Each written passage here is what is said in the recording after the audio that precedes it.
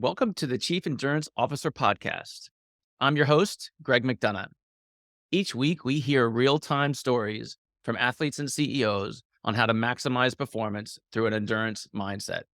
Let's get started. I am super excited for our guest today. In his early 20s, he moved to the US to build a career in advertising, leading global innovation campaigns for clients like General Motors, L'Oreal, and Microsoft. Falling in love with swimming, he noticed that swimmers lacked proper skin and hair solutions, causing him to launch his company in 2019. He has led the company in developing innovations like pre-swim protection products and the first eye gel for goggle marks, making it easier for athletes to perform without compromising their skin and hair. And I have to say, as a father of two swimming daughters, thank you.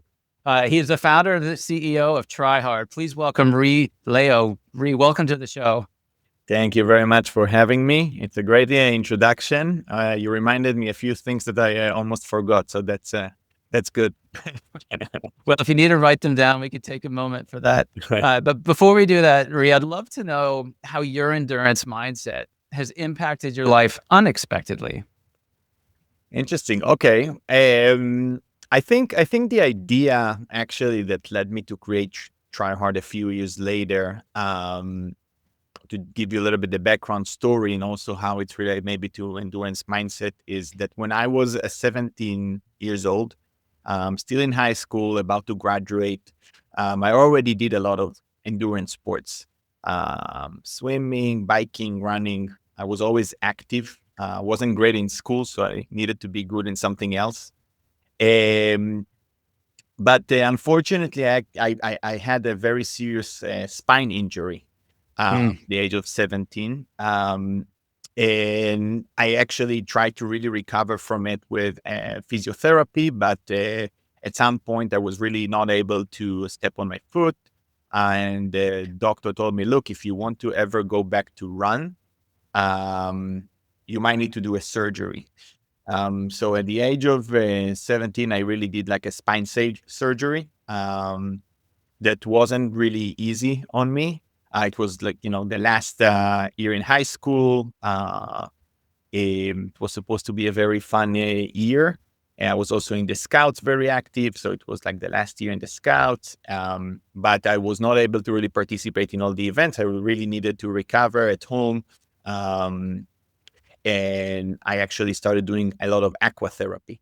Part of the recovery process, I did therapy, but then I also wanted to try to do aqua therapy. I lived right by the ocean, and we also had a pool nearby, so I decided to do that. And I was walking in the water, in the pool, for about like an hour every day, just to strengthen the core muscles, work on my mobility.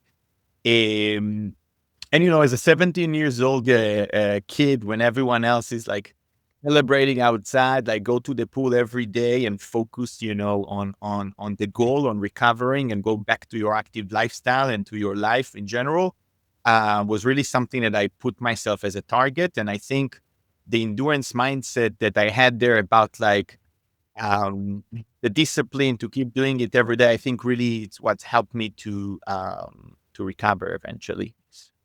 Yeah, that's a tough way to learn it, but I suspect it's played a positive part of your life since then, developing that endurance mindset at such an early age.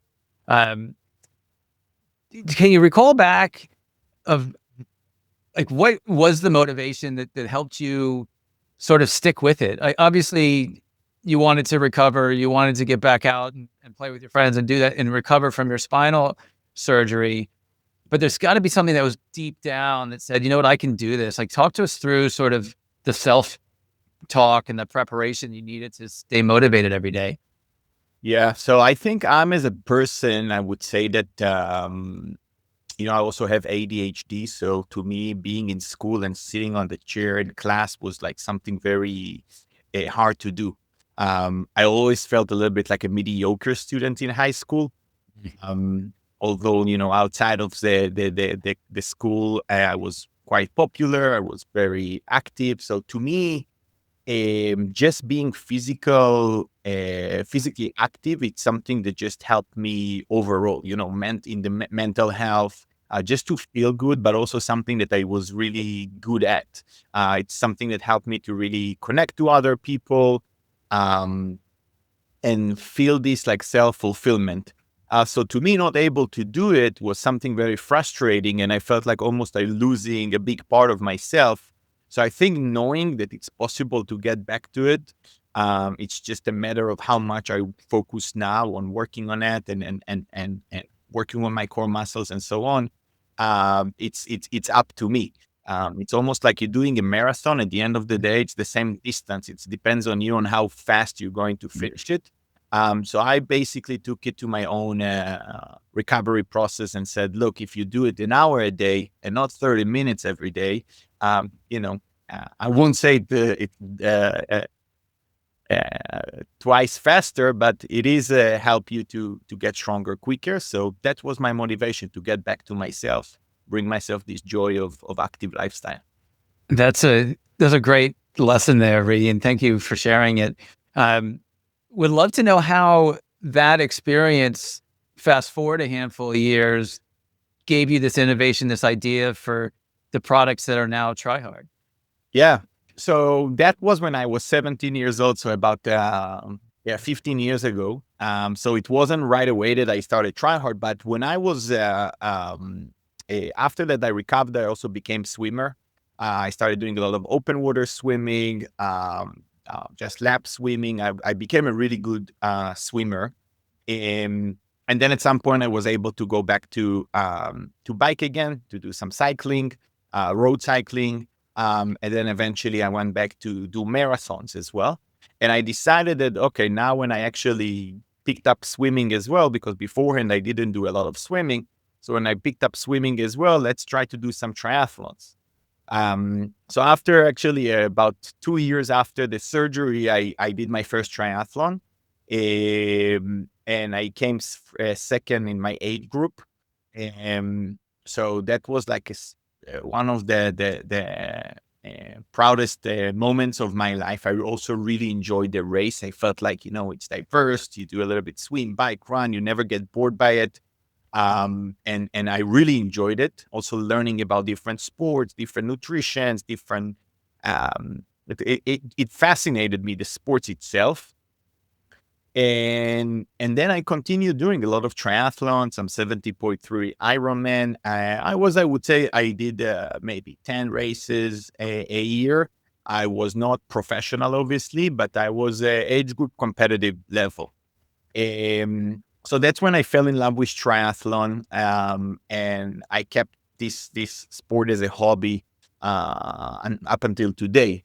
So triathlon and endurance sport was always a big part of my life, but I never did anything business oriented with triathlon. So when I grew up, actually, as I said before, I wasn't like the best student, but socially, I did stand out. So I started throwing parties in my cities, really, organizing big parties there, that got, 400, 500 guests. So it basically was like a legitimate good business for me when I was in the age of 21. I also did because in the scouts and people that grads from high school, they always wanted to create their own merch, right? Like their shirts and branded different apparel items that they wanted to do with their own slogans and logos. So I actually said, you know what, maybe I can help. These are young people. I'll go to manufacturing facilities. I'll tell them, good guys, I can bring you this young audience. I started more be the middleman in many of these kind of projects, and also I had a great income from that. So I was always very active in a young stage with some side hustles that I said, okay, it's a great audience. Some of them don't know how to speak to different business owner. I have a feeling like I understand the language. Let's try to bridge these two worlds. So that's how I got into the world of business. I would say that I was always very active in that.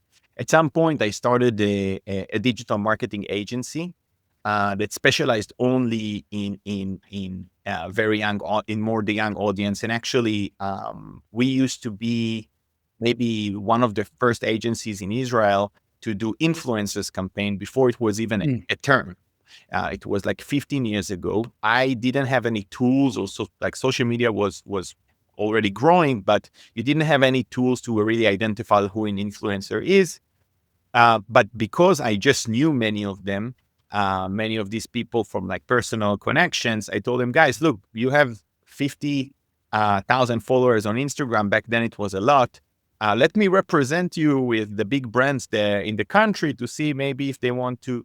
So actually I did this. I had a network of 100 kids, I would say, that I knew that are just influential in the country. And we brought in a very big brand, international brands that went into Israel. And they wanted to reach this young audience. So they went through advertising agencies to get to me. I was almost like a subcontractor. Every time that they had a campaign that they wanted to amplify and bring to this young audience, I was the one that basically doing more the influencers campaign. And then this agency got acquired at some point. So I was like, okay, what's next? And I knew that I don't want to go to university. I really knew that it's not, I felt like, I don't want to do this again, to go to school because I have to. I feel like there is an advantage here, and I have some skill sets that maybe I can try double down on. But I also knew that I want to do more global things. I felt like, Israel is a small country. At the end of the day, it's a little bit limited. Like, I want to improve my English. So I came to New York. I had like a round trip ticket for 7 weeks. I joined the English school here in the Empire State Building. So it's a school. You come with people from everywhere in the world. You have the New York energy. And I started learning English. To tell you that I learned that I improved my English that much during these 7 weeks, not really. It's still work in progress. Nope. But it was really a fun experience, being in New York, seeing that I can overcome this language barrier and open myself up to the world was very attractive to me then. So I said, you know what, I'm going to stay in New York for a little longer.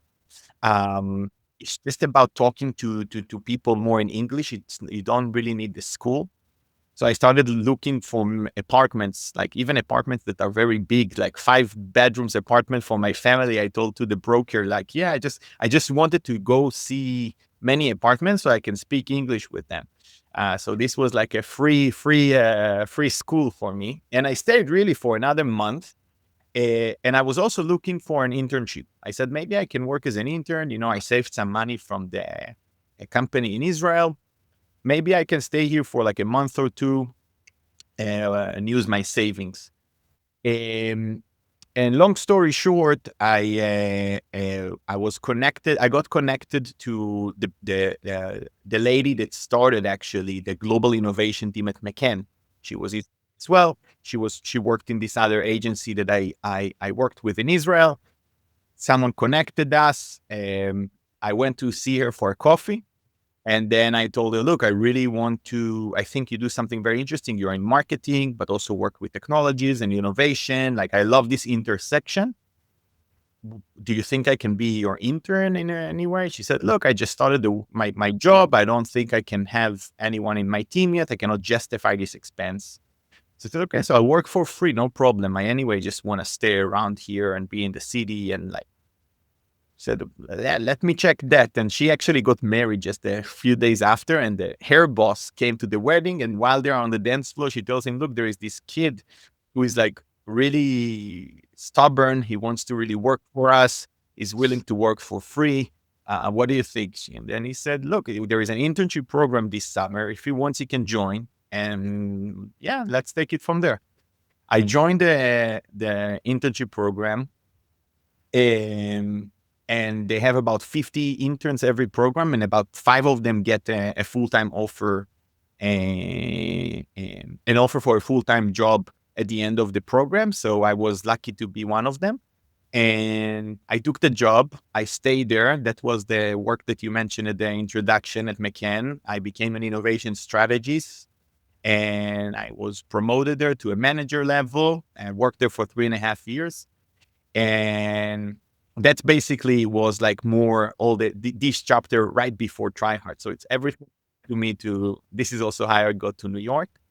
And what I did in McCann was actually to work with, as you said, Nestle, L'Oreal, Coca-Cola, help them understand what are the upcoming trends, new brands that are penetrating their category from different type of niche.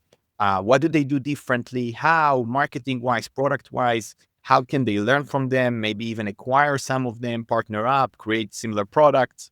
I was always on this intersection of emerging consumer brands um, and the big companies and understand what they're looking for. And at some point, I said, "Look, I don't know if I'm ready, but I have this appetite to start something on my own." So this was after like 3.5 years that I worked for McCann. It was I had a great time. I learned a lot there, but I felt like, okay, I want to go back to be entrepreneur. And I basically said, this is a great way to maybe combine my passion to endurance sports. Because I do think that if you look into the active lifestyle ecosystem in the last 10 years, you see a lot of innovation in sports apparel. All the athleisure brands that are coming up and really disrupting this market, and it's huge. If you look into programming companies like Peloton and Strava and Swift and all the different companies that do something different in sport programming. Then sport nutrition, we can also see there is a lot of innovation there. But when I looked at it from the personal care perspective, I realized that despite the active lifestyle really entails multiple side effects, right? Chlorine damage, sun exposure, chafing, foot health, scalp for cyclists. Like there are many, many side effects, but there is no one brand that owns this category, the sport specialized personal care. And I felt like, there is a white space here that I want to fill. And that's when I started working for Tryhard. I actually came up with the idea and started like defining what it can look like. And I did it, while I was in full time.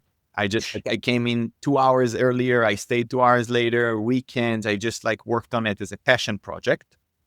And when I felt like there is something interesting that we can try, I brought in basically a guy that used to be a teammate of mine in the triathlon team. And he owns a R&D lab and a personal care factory. And I told him, look, Ran, his name is Ran. I said, I really want to get into this space. I briefed him. I gave him the sales speech. And then I told him, do you think we can develop something like this? He said, for what? But for the chlorine, you say sweat, you said this. I said, I don't know still what will be the product, but let's start thinking about different things. So the first product that we developed was actually a body wash and shampoo that, we said, okay, there are some ingredients there that can help with the dry skin and scalp that you get after sweat, but also things against chlorine. There was a little bit like same product for multiple things. And I said, look, let's put it on Amazon. Very, low budget. Let's promote this product under different search. For example, you have thousands of searches, by the way, every month for people looking for chlorine shampoo. Do I remove chlorine from my skin? Blah, blah, like this kind of keywords. So I said, let's promote this product across multiple different keywords in swim related, running related, chafing, sweat. So let's see what we see. And very quickly, I realized that about 90% of our conversions come from people looking for chlorine related things. And I realized that there is an opportunity here because there is high awareness. Almost everyone you talked about when it comes to chlorine will say, I don't like chlorine, right? No one will say, I love chlorine. Maybe some suffer more, some less, but everyone has some sort of reaction to it. But then when you look into the market, you barely see brands that really specialized in this space, that really they're all about, protecting any pool goers from chlorine. And I said, no, I think there is a great way to start this company by be laser focused on aquatics, and then take it from there. And we basically reformulated all the entire line. to be very chlorine focused. We brought in like 300 triathletes and swimmers to test the product. We did 3 testing rounds. We redesigned our packaging entirely. We basically put all the after swim body wash in the forefront of the packaging, very big letters. Like we wanted to show the consumer that we do only chlorine protection, nothing else. Like we're the master of chlorine protection.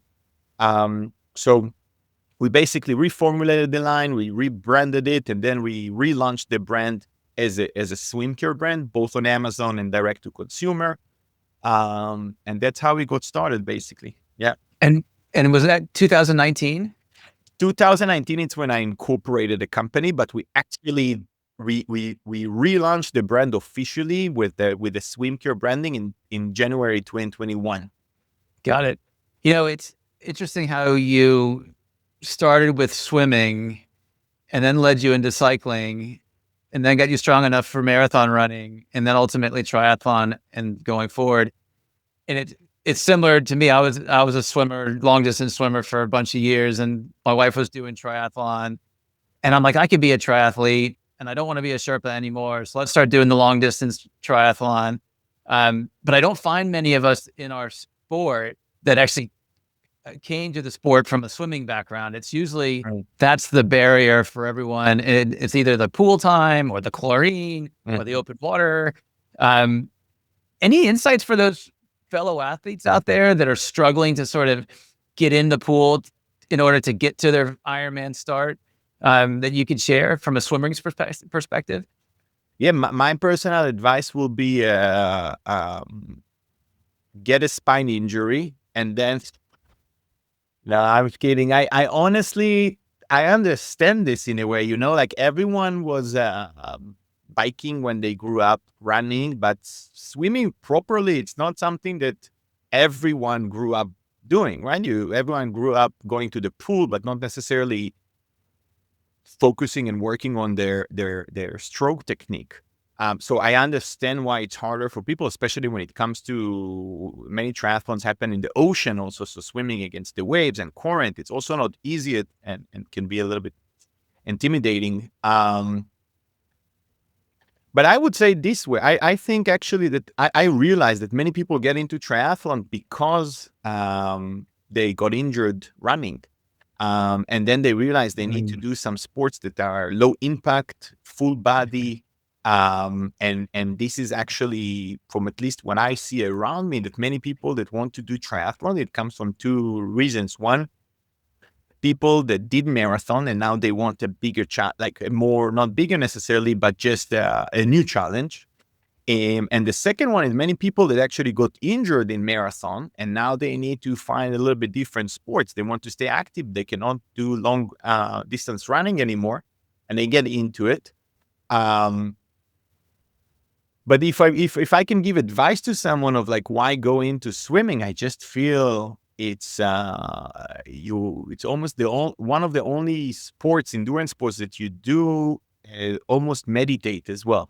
The fact that you focus on your breathing and you almost disconnect yourself from the outside world and you don't hear anything under the water, to me makes me very peaceful. Give me this mental relief a little bit from the day. And I feel, the growth of mental health and wellness and meditation maybe will also get more people into swimming as well. At least that's what I hope. But I can tell you that this is for sure my favorite sport still. Yeah, that's 100% right. And there's such, calmness for me when I'm in the pool. Not so much open water because you're kind of dealing with a lot of, if it's ocean, right, or with a lot of bodies around. But when you're in the pool and you got your half lane and you're just long stroking from one side of the pool to the next, and as your head goes underneath the water and you get that silence, so you almost hear that little tingling. There's something for me too. There's something magical, which is probably why you and I are attracted to the water. I have been swimming in pools for over 50 years, and I'm the proud parent of 2 competitive year-round swimmers. I can tell you firsthand that chlorine is great at keeping pool water clean, but it's also an aggressive bleach. Clinical studies show it strips natural oils, weakens hair, and irritates skin after every swim. That's where Tryhard comes in. A pre and post swim care line used by Olympians and pro athletes, approved by dermatologists, and proven to protect your skin and hair from chlorine damage. Swim without compromising your skin and hair with Tryhard. Use code TCEO for 20% off their website. Rei, I'd love to change topics on you a little bit and talk about the business side of Tryhard and what challenges have been in your entrepreneurial journey. What unexpected things have popped up as you when you redid the line and rebranded and pushing out your new strategies? But as a business owner, what sort of unexpected things have come through that have surprised you?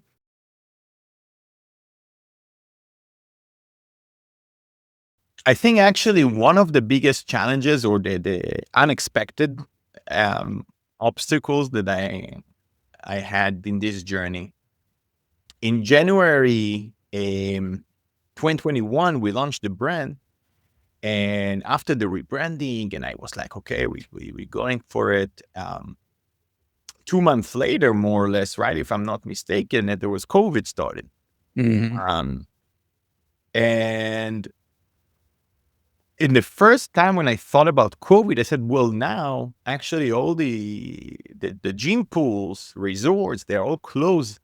And what does it mean to the business? I was in the first place, I was very nervous, actually. I felt like I on one hand, everyone buying online, and we were like online only brand. So I said, okay, it's good from this perspective, but then maybe people are going to stop going to the pool, and for how long? So I was a little bit nervous about it, but what I found out actually was very interesting, because that was the first time that I realized how big the residential pool market is. People that actually have pool in their backyard, there are 10.4 million residential pools in the US. And all of a sudden, everyone is using their pool. The pool market actually grew significantly during COVID because families were gathered at home, can go outside. They do still want to be in the backyard, want to do something, and they invested more and more in the pool, spent more time there. And obviously, residential pools, 95% of them use chlorine. So my consumer was completely different. It wasn't this fitness competitive swimmer that go to the gym pool. It was actually more families using the pool in the backyard, and also pools in more residential buildings that have pool as an amenity. This became our target audience back then. So in the first place, I thought like, okay, it's going to kill us. But then actually it led me to find out about a completely new segment that honestly, I didn't think about before. It's super. So yeah, there's hundreds of pools in my neighborhood that were built during those COVID years, because the point you made, right? You do still need to get outside. You want to get some exercise. You're sort of stuck in your backyard. Rei, we've got audience members here who are entrepreneurs. We've got endurance athletes. We've got a pretty broad brush of listeners. If you had a magic wand and could wave that wand, what's one thing that our community could do to support you and Tryhard? Maybe with what now basically the company, the challenge ahead of us, right? There are maybe two growth trajectories here to the company. Maybe they will be also the same one after the other, but the first one, and when Tryhard entered the market, I went after the heavy user, I call them, right? The weekly swimmer, the fitness, the performance swimmers, the people that really feel the pain of chlorine almost daily or weekly. And now Tryhard resonates with them well, and we're doing well with this audience. But actually, after reading also a lot of clinical trials, chlorine damage really starts from a brief exposure. And even people that go only in the season to resorts or water parks, or use their backyard pool, chlorine really affects you from the first exposure, and obviously get worse over time. Like as you get exposed to it more and more. At the end of the day, it's really a chemical bleach that disinfect the water in a great way, but it does have a lot of harmful effect. So to me, the market here that we're going after is much bigger.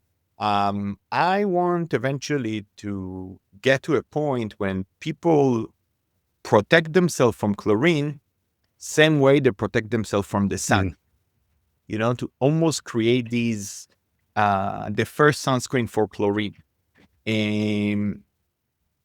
So one of the things that I'm focusing on the most now is how we basically expand this brand in terms of the products, the way that we use the product, the way we talk about the product, the messaging, the marketing, the communication, the brand partners that we bring in. How do we now expand this brand from fitness swimmers only to actually fitness swimmers and all pool goers? I think this is basically where the company is heading. And if I can, bring in all the listeners that have very different perspective, both as consumers and maybe also as professionals, to think about it together, this is really something that I feel the company can really benefit from. I can visualize the end cap at a store that always seems to appear in that March, April timeframe, filled with sunscreen.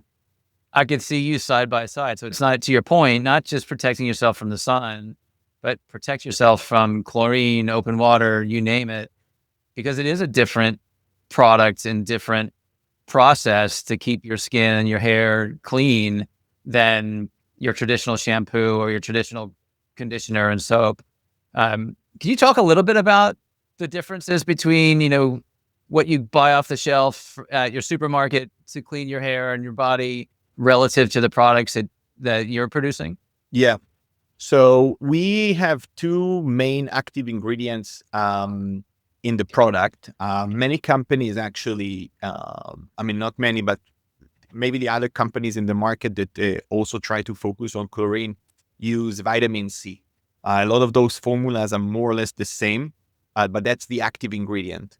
Our active ingredients actually are a red algae that is developed in indoor environment. So basically this ingredient we source from a biotech company that grow a red algae in indoor environment. Red algae by itself has a lot of skin and hair properties in calming irritated skin, really have strong hydration properties, and some other benefits as well. So we actually took these ingredients and put it in the forefront alongside Dead Sea salt.